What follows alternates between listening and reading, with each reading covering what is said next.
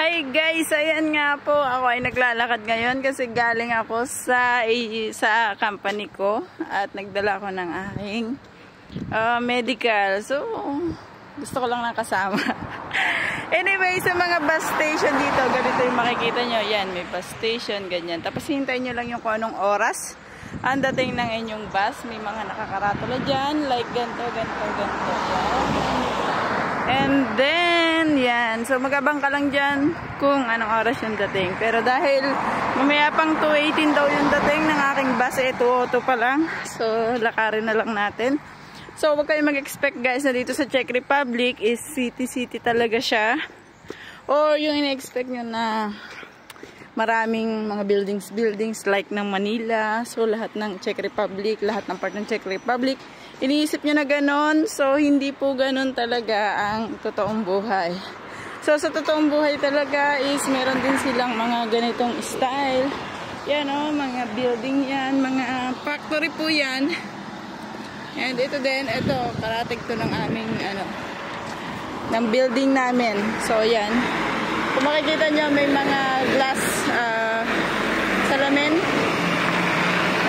ng sasakyan. So, yan yung gawa namin doon sa aming company.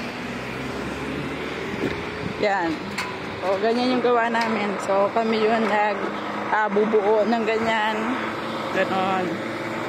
And, ganito siya. So, style niya. Province sa province. Diba? So, konti lang ang sakyan. Tapos, halos magkakakilala yung mga mukha ng mga tao dito. And then, yung mga, yung mga bahay. Ganyan lang yung style ng bahay dito. Oo. Maghanap ka pa ng iba. Huwag ka na maghanap. Ganyan talaga. So, nasa province po ako. Kung inyong matatanong, province yung aking lugar.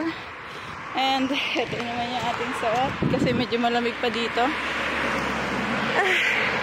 Nakakapagod maglakad guys. Pero, ang mahal kasi ng taxi. So, pwede naman ako sana mag-taxi. Kaso, 100 crowns. And sayang naman, kaya ko naman siyang lakarin within siguro mga 20 minutes. So, ayan. Para makakita rin naman kayo ng style ng Czech Republic. Kaso, medyo province lang. Kasi, province talaga siya. At yan nga guys, ang makikita nyo sa paligid nyo. So, yan. Wala pong filter yan. Yan talaga yung makikita nyo. So, mostly marami dito mga puno. Kasi parang nature, na talaga nila, mga puno, mga bundok-bundok, something like that. And dati doon ako nakaterase. Tapos marami din mga bahay dito, like yung mga ganito. So yan, mga parang tenement siya, parang malalaking mga buildings. Yan, ganyan yung mga bahay dito. So, ganyan yung style ng bahay namin dito. Sa isang room. So, ilan kami? 3, 4, something ganon. Kasi sa amin 3 lang ngayon. Pero ang required talaga is 4. And siya nga pala, dito sa Czech Republic, every barangay, meron talaga siyang pulis. Meron siyang mga pulis na meron siyang mga sasunog. Ano bang tawag dun? Yung para sa sunog na ng mga respondent. Yun, meron din siya dito. Every barangay siya, hindi siya every bayan. Every barangay po siya meron ganun. Kaya within 5 minutes, may makikita ka na talaga or ang bilis na respond nila pag nagkaroon ng kaso.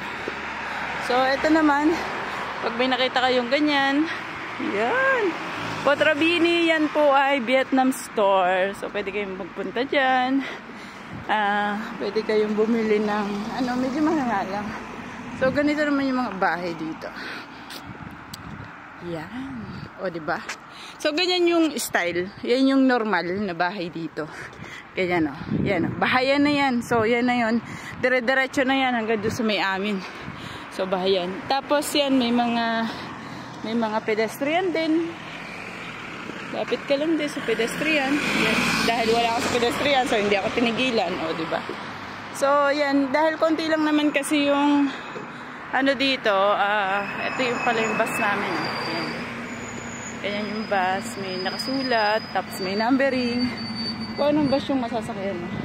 Sa pedestrian dito, dahil konti lang kami, minsan natawid na lang ako dun sa bawal na tawiran, pero hindi talaga yun maganda ha. Huwag niyo akong gayahin. Pero ginagawa ko yun dito, pero pag nasa city ako, hindi ko siya ginagawa, baka mahuli ako ng pulis. Dito kasi konti lang talaga yung tao. As in konti lang, tapos mga gypsy, mostly ganyan. And ganyan nga pala ito. Pakita ko sa inyo. Charan! Nagbubloom na po ang ating sakura. Pero wala tayong madaanan ngayon. Nasa sakura dito. O diba? Pag ganyan daw yung bahay dito, sabi nila, may mga kaya daw. Pag nandito daw, mga normal lang na tao. Normal lang kaming tao. So, ganyan lang yung aming ano. And mapapansin mo, kahit province yung lugar namin, dito may parking. Doon yung daan ng sasakyan. Dito naman is meron siyang daan ng tao. Kaya, hindi dito mano yung mga accident. Wala, hindi uso dito yun. Konti lang ang mga accident dito. O diba? Tapos yan, every pangalan na ito, every barangay, may makikita kayo ng mga ganyan. Mga respondent na ano, yan, every barangay meron pong ganyan. So, sa doktor yan, sa mga emergency, mga ambulance sa atin, something like that. O, diba? Na-tour ko na kayo. O, ito, pedestrian din to. O, daan tayo sa tamang daan. Malapit na ako sa aking kabahayan. Yan. O, yan naman, bundok. O, inaano nila yan, inaakit nila yan. Pero, hindi tayo naakyat. Ito guys, ito nilalakaran ko na to. It's normal na way lang ha. Normal lang tong way dito. So, huwag kayo magtaka bakit parang park siya. Parang ganito. Ganyan. Parang ang ganda ng lugar. So, normal po na way lang yan dito sa amin. Normal lang siya. At, nasa province nga ako. So, what more pa kung sa city kayo magpunta. Ayan o, may taxi. Guys, so 100 yan hanggang doon sa aming lugar, pero di na nga ako nag-taxi, malapit na rin naman ako. Anyway, yan lang, nagpasilip lang ako. So yan, labasan ng mga bata kasi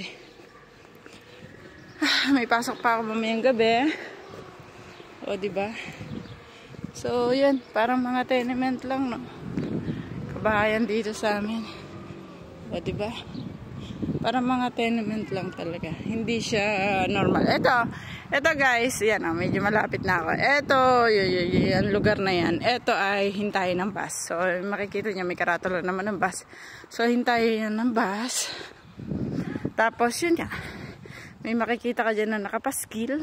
Ay, hindi siya kita. Yan, may makikita ka dyan na nakapaskil ng oras. So, wala kasi ditong tram. Sa city kasi merong tram. Merong train. May train kami. Yan, ito yung mga bus, numbering. May train kami.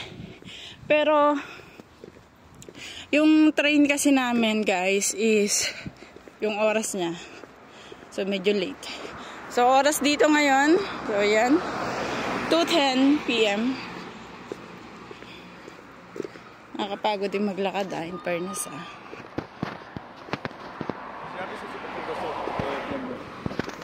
Ayan may nasa hintayan sila ng bus. Ayan, nasa hintayan sila ng bus. Ito rin. Ayan. Diba? Diyan titigil mismo yung bus. Kahit di nila parahin, titigil talaga yun dyan. And then, ito, may mga segregation sila ng mga basura dito. Sa black. Yung parang, overall. Etong blue sa papel lang. Ito sa plastic. Ito sa glass. And ito biodegradable. Diba? Natur ko na kayo. My gosh, at talino ko. Oh my gosh. At ito nga, may nadaanan tayong school. So, school nila yan. Parang nursery school. So, yan. And then, may mga sakura. Diba? Maliit pa lang siya. Pero, tinatanim talaga nila. Ayun, thank you so much. So, malapit na ako sa bahay ko. So, magbababay na ako sa inyo. So, yun lang. Hindi kasi ako makapag-upload ngayon. Sensya na po sa lahat ng nanonood sa akin. Hindi ako nakapag-upload kasi nga sumama yung pakiramdam ko for the past 1 week. And ngayon lang ulit ako nakagulapay. Thank you!